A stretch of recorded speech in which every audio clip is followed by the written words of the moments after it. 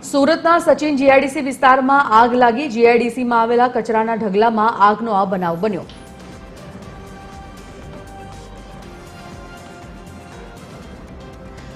તો આકાશમાં ધુમાડાના ગોટે ગોટા જોવા મળ્યા હતા। આગને બુઝાવવા માટે ફાયરના જવાનો ઘટના સ્થળે પહોંચી પાણીનો મારો ચલાવી આગ પર કંટ્રોલ કરવાના પ્રયત્નમાં હતા। જીઆઈડીસીમાં આવેલા કચરાના ઢગલામાં આગનો આ બનાવ।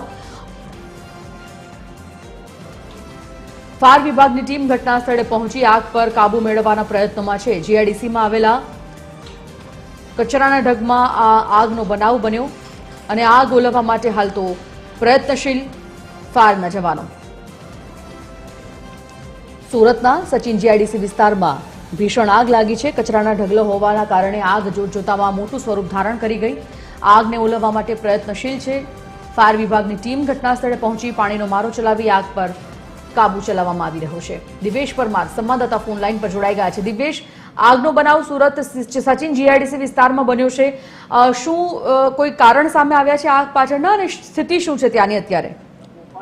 બિલકુલ, જે પ્રકારે સુરત શહેરની વાત કરવામાં આવે તો છેલ્લા ઘણા સમયથી જે જગ્યાએ કચરાના ઢગ હોય છે ત્યાં વખત આગ લાગવાના બનાવો છે તે વધી રહ્યા છે। ત્યારે તેવી જ રીતે સુરતના સચિન જીઆઈડીસી વિસ્તારમાં એક કચરાનો ઢગ હતો, ત્યાં અચાનક જ આગ જે છે તે ભભૂકી ઉઠી હતી। આગ એટલી વિકરાળ થઈ ગઈ હતી કે તાત્કાલિક ફાયર વિભાગને જાણ કરવી પડી હતી, કારણ કે જે પ્રકારે કચરાનો ઢગ હતો અને તેમાં આગ લાગી હતી। ત્યારે સૂકો કચરાનો ઢગ હતો તેનાથી આગ છે તે વધુ વિકરાળ બની હતી ને જે પ્રકારે આસપાસમાં તમામ મોટી ફેક્ટરીઓ આવેલી છે એટલે કોઈ પણ પ્રકારે જાનહાનિ કે કોઈ અન્ય નુકસાન ન થાય તે માટે તાત્કાલિક ફાયર વિભાગની જાણ કરવામાં આવી હતી અને ફાયર વિભાગ દ્વારા તાત્કાલિક ઘટના પહોંચી અને આ આગ પર પાણીનો મારો ચલાવ્યો હતો। કચરા ઢગમાં લાગેલી આગ જે છે તેને કાબુ કરવામાં આવી હતી। તો કે આ ઘટનામાં કોઈ જાનહાનિ થઈ હતી, પરંતુ આગ લાગવાનું ચોક્કસ કારણ પણ હજી સુધી જાણી શકાય નથી। આ રીતે વખત સુરતમાં જે કચરા ઢગ આવેલા છે ત્યાં આગ લાગી રહી છે અને અચાનક જ જે પ્રકારે આગ લાગી રહી છે તેને લઈને સુરત મહાનગરપાલિકાનું જે કચરા કૌભાંડ છે તેને લઈને પણ મોટા સવાલો ઉઠી રહ્યા છે અને હાલમાં જે પ્રકારે આગ લાગી છે હાલ